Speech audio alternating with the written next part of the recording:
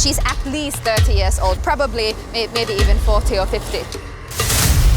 You'll see the way she is moving, she used alternate flipper, front flipper motion. So when we release her here, we'll lift up this board and she's gonna shoot into the sea and go for a swim. She's very keen to get back to the sea. She's very keen. Yes. We better not leave her too long. What on earth have they got there?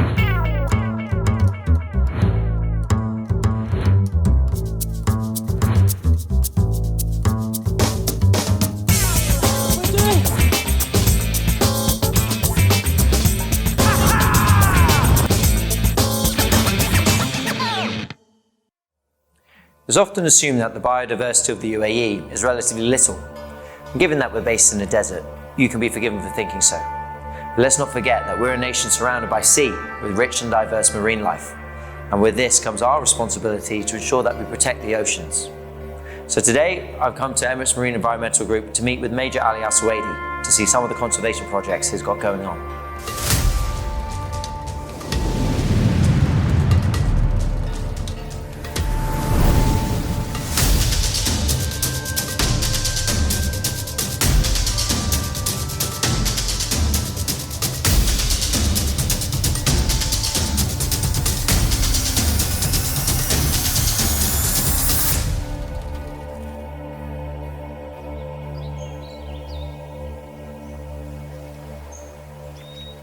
What was your motivation for starting the project? I mean, you mentioned earlier that you come from a pearl diving family, so Yes. so the sea is in your bones. In my blood also.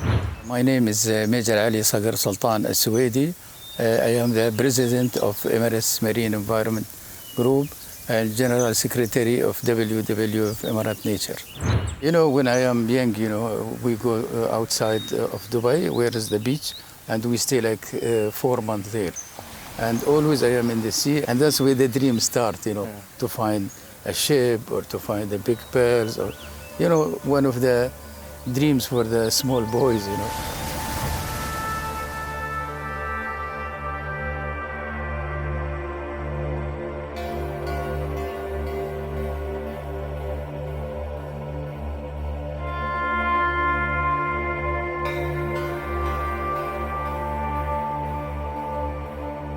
From that time, you know, I start listening to my grandfather, my father, about the pearl diving. And from 71, many things changed in my life because I start scuba diving and I meet, you know, Cousteau, and he changed, you know, many things in my mind, you know, how to take care about the marine, how to take care about the whole sea.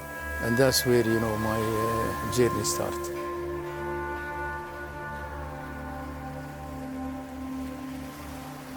Emirates Marine Environmental Group is involved in a number of different wildlife, marine and terrestrial conservation initiatives. My name is Tiffany. I'm Director of Marine Operations and a Conservation Specialist at Emirates Marine Environmental Group.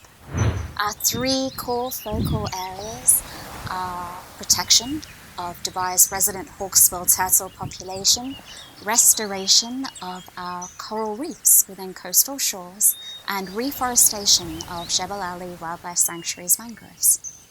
I, you know, start MEG in 1995, and that's for a very important reason, you know, after the Gulf War, you know, it have oil pollution.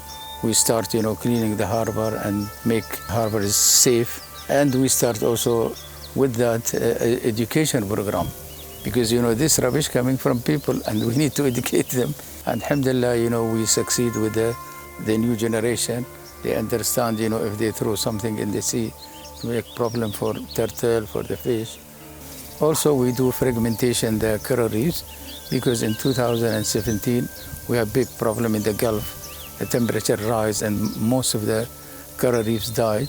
We start taking the one they didn't die because they are strong, and we fragmentation. We done in Sirban Air a big project really, with many species, Acropora, Poritos. And also if you come to the marine, mashallah, you will see the turtle now in Dubai, big number, and you see shark. That's funny. When they told me to bring my wetsuit, they forgot to mention the sharks.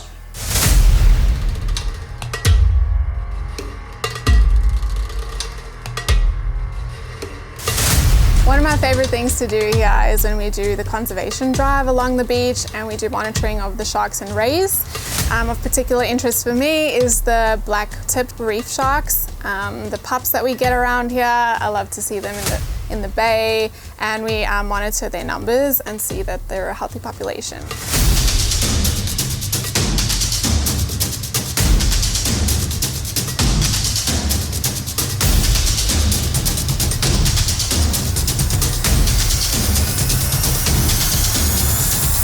But I came to meet the turtles. Globally, there are 7 species of sea turtles, but in the Arabian Peninsula, we have the green turtle and the hawksbill turtle, and these two are the most common turtles that we come across here. So what is it that attracts turtles specifically to these parts of the water around the UAE? The hawksbill turtles are here because we have some beautiful coral reefs. So this turtle is very much associated with coral reefs. The majority of their diet consists of sponges, soft corals, sea anemones, and actually also here in the Arabian Gulf they eat a lot of algae. And the reason why it's important that we have these turtles on our reefs is because algae and sponges, they compete for space on coral reefs. So if we don't have turtles munching it away, then there's going to be too much sponges, too much algae, and not a lot of area for the coral to grow. Hawksbill turtles are actually critically endangered. Right. So although you see them in abundance in a reef, overall they're actually critically endangered, which means they're below the threshold which can sustain a healthy population. One major factor that we have ongoing at the moment as a global population is climate change. Turtles are reptiles, they're cold-blooded, which means they're susceptible to temperature changes. And volatile changes that we get here in the Gulf and indeed in other areas can affect turtles profusely with their mating, with even the gender. So the warmer it gets, the more females are born. Wow. So when we're talking about population sizes of females and males, the males is actually a much smaller percentage. Sounds like good odds if you're a male turtle, but it just goes to show that even the smallest change has effect on the whole species. By now, there's been a lot of talk going on about turtles, but I was wondering, when am I going to get to meet one? So between March and June of each year, hawksbill turtles return to Dubai to lay their nests. At this point in time, we have about 26 nests on the beach, and we were lucky enough last night to come across a nesting female. Before releasing the turtle back out into the ocean, we perform a health assessment on the beach and check for any pre-existing flipper tags or satellite tags so that we might be able to determine where she's come from. So what should we call her? Well, it's a her. We're going to name it after Teenage Mutant Ninja Turtle, but we'll call it Donatella. Donatella. Donatella, so... Sounds great. Where do we put the name? So put her name over there. So what we're going to do is we're just going to have a quick look at her overall identifying features. So how big is she? What's the health of her carapace over here? And then we're going to get her back into the water because as you can see, she's ready to go. She's ready to go, okay. All So right. do we have a measuring tape? Yeah, so I'm going to pass this over to you. This is 74 centimetres. All right. 74 centimeters. 74 centimetres. Great. We do width as well? Yes, the broadest part of her shell or carapace. 66. Perfect. We're going to have a quick look at her shell. Okay. And just make sure there are no major cracks. So as you can see, no major cracks or dents here. This is from a pre-existing barnacle that's been removed. Right. If we go over the side of her shell, you can have a look as well. You can feel it's really smooth. Yeah. Right? So we have no major chips or cracks in her carapace. Right.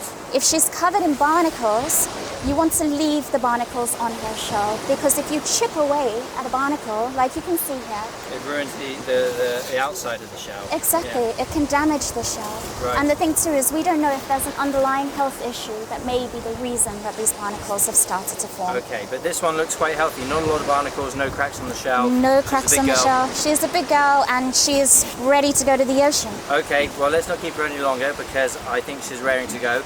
I'm going to have a little swim with her if that's all right. Absolutely. Just make sure that you maintain a safe distance from her. Yeah. Stay clear of her path and she'll guide you out to sea. Super. Fantastic. All right.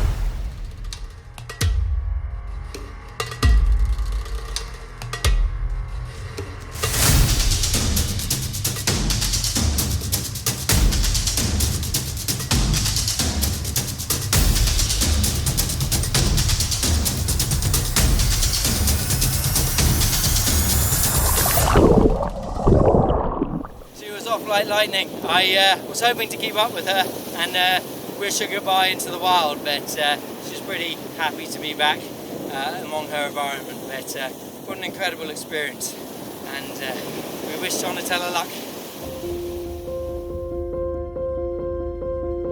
Now we as a human being, we start making rubbish on the beach, and now the beach is dirty, and it's something really bad. I hope people realize the sea and the animal, they are before us, we must respect.